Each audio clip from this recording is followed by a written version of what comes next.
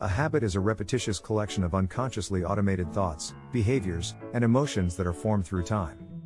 The habit occurs when you act so frequently that your body becomes more adept at performing it than your intellect. As a result, when individuals awaken in the morning, they start to consider their difficulties. These issues are memory pathways in the brain. Each of those memories has an associated person, object, or event from a certain time and location.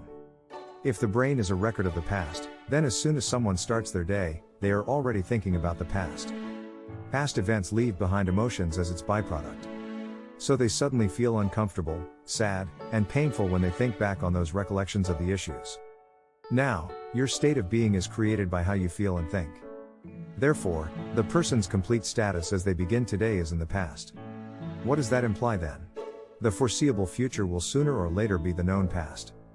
Therefore, if you think that your ideas affect your future and that your emotions have taken the place of your thoughts or that your feelings have become the means of thinking, you are, by definition, thinking in the past and, for the most part, you will continue to create.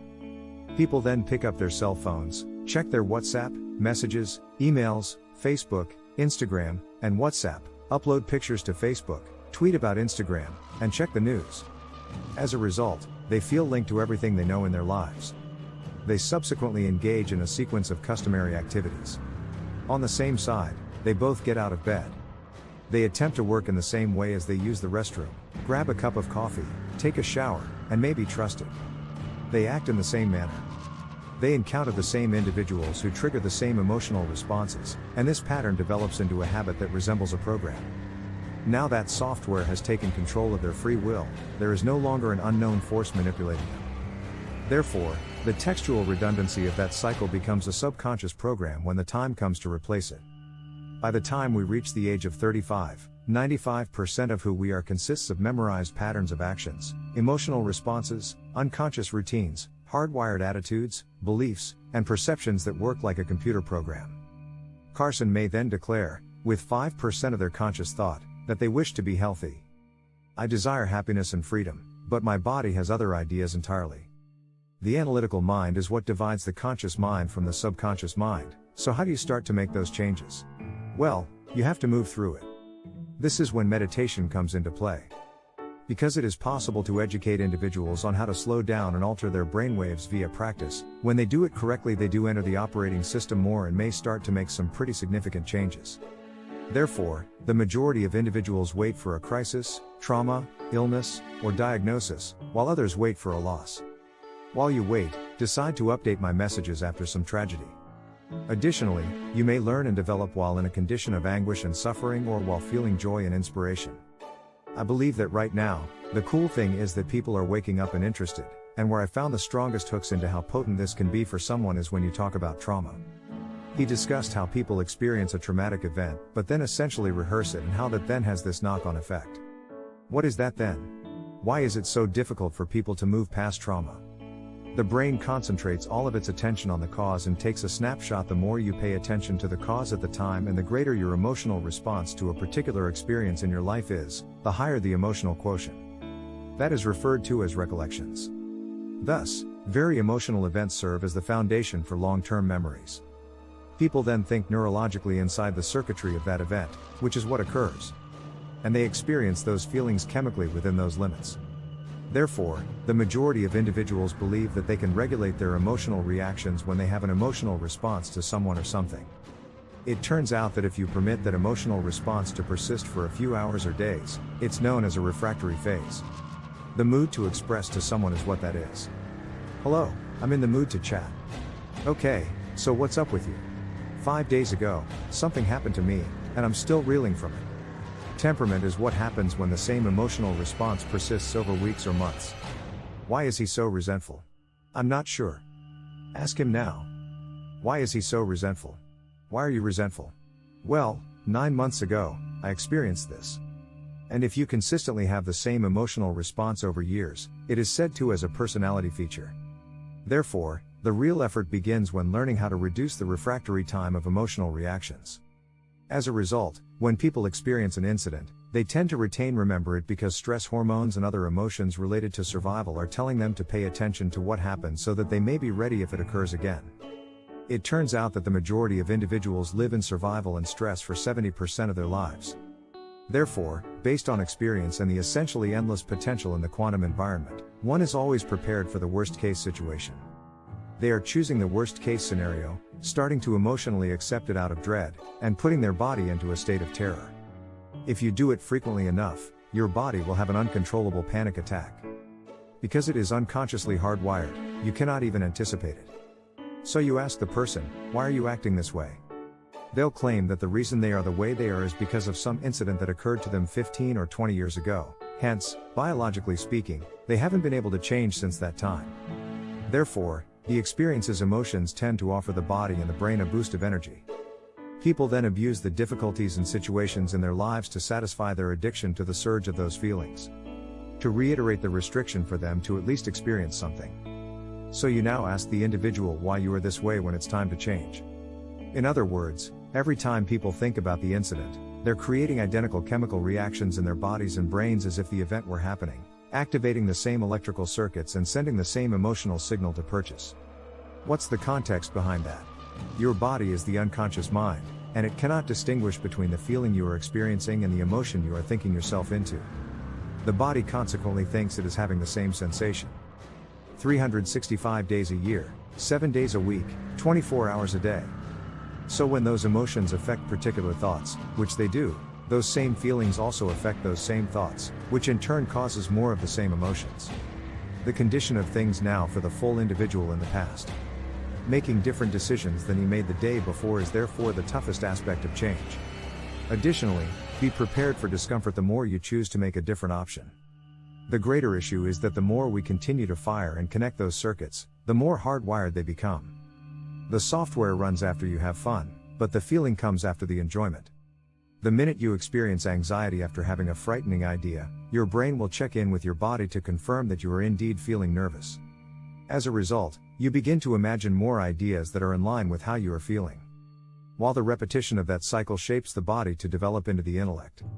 As a result, when the moment for change arrives, the person enters the river of change and makes a different decision, and all of a sudden, they experience a change in emotion. The body, therefore, claims that although you have been doing this for 35 years and while you are still alive, I have simply ceased experiencing pain, remorse, and shame.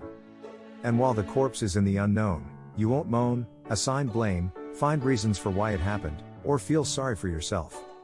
My body is telling me that I want to go back to a place I know well. Therefore, the body starts to have an impact on the mind and says, starts tomorrow. This won't work for you since you are too much like your mother and you'll never change. Something feels off about this. As a result, if you act on that notion as though it were real, you will make the same decision, which will result in the same behavior, which will provide the same experience. These are two distinct things, though. Your unconscious mind exists in your body. In a way, you start to experience the emotion of the incident if you're sitting down and start imagining some worst-case scenario for the future. Your body is unable to distinguish between an event occurring in your world, our world, and one that you are purely conjuring up via thinking or emotion. Therefore, the majority of people often validate their emotional states. They can thus claim that they desire to let go of that emotion but that, due to conditioning, their bodies are stronger than their minds. As a result, the person who was formerly the servant has now become the master, and they suddenly experience shame and anguish since they can no longer foresee what will happen. For most individuals, the unknown is a terrifying area because it is uncertain. People respond by saying, "Well, I can't forecast my future," to me. Since I'm in the dark, I usually advise creating your future rather than trying to foretell it. The unknown, not from the unknown. What ideas do you wish to activate in your mind? What actions do you hope to do throughout the day? When practicing, do you mentally close your eyes and practice the action? Herzing believed that the activity is the response to what you desire. If you close your eyes and imagine doing an action, what do you want? The brain does not distinguish between what you are feeling in the three-dimensional environment and what you are imagining if you are genuinely present. Such you start setting up the neurological components in your brain so that it appears as though the event has already happened. The brain is no longer a repository of the past at this time. It is now a roadmap for the future. And if you continue doing that for a good minute, the hardware turns into software, and who knows, you could even start behaving like a happy person. The toughest element, in my opinion, is teaching our bodies how to feel emotionally in advance of experiences. What does that imply then? You must feel powerful immediately after your victory. Waiting for your riches to feel bountiful is impossible. You are eager for the affection in your new connection and the completion of your healing. That's the outdated theory of reality, in which we wait for an external factor to alter our internal feelings. When we see internal improvement, we focus on the person or thing that caused it, but in the Newtonian universe, this implies that most individuals spend their whole lives waiting for things to change. We refer to the Newtonian universe. And Tony's life revolves entirely around the predictable and future predictions. However, the quantum theory of reality emphasizes cause and consequence. You start creating money as soon as you begin to feel wealthy and deserving. When you feel hopeful and empowered, you start taking steps toward your success. When you love yourself and all of life, you'll create an equal and now you're causing effect, which is, in my opinion, the difference between living as a victim in your world and claiming that you are this way because of this person, that thing, or this experience. When you flip it over, you enter a free realm where you may begin to assert that your thoughts and feelings are altering the course of your life. Now, that's a very new game, and we begin to think more about ourselves as reality's makers. How should we proceed then? Okay, I've got this bad feeling. It has taken control of my life and put me in a loop whereby whenever I consider acting, a physiological reaction occurs that educates my body to feel that way, making it easier and more probable that I will repeat the behavior. As a result, I'm caught in a loop of unconscious behavior, and you indicated that this behavior is unconscious. Do your surroundings create your thinking, or does your thinking create your environment? I found this to be an intriguing question. How can we then go mechanically from that? To start this empowered visualization process, I'm picturing my future self in a different state. Is that state of meditation? If yes, what does it look like? If you don't have a future vision to guide you, your life will be determined by your old recollections of the past, which are predictable. In the future, when you see the same people, travel to the same places, and do the same things at the same time, you won't be defined by addiction if you get up that morning. Personal realities now influence or create your personality rather than your personality producing your reality project.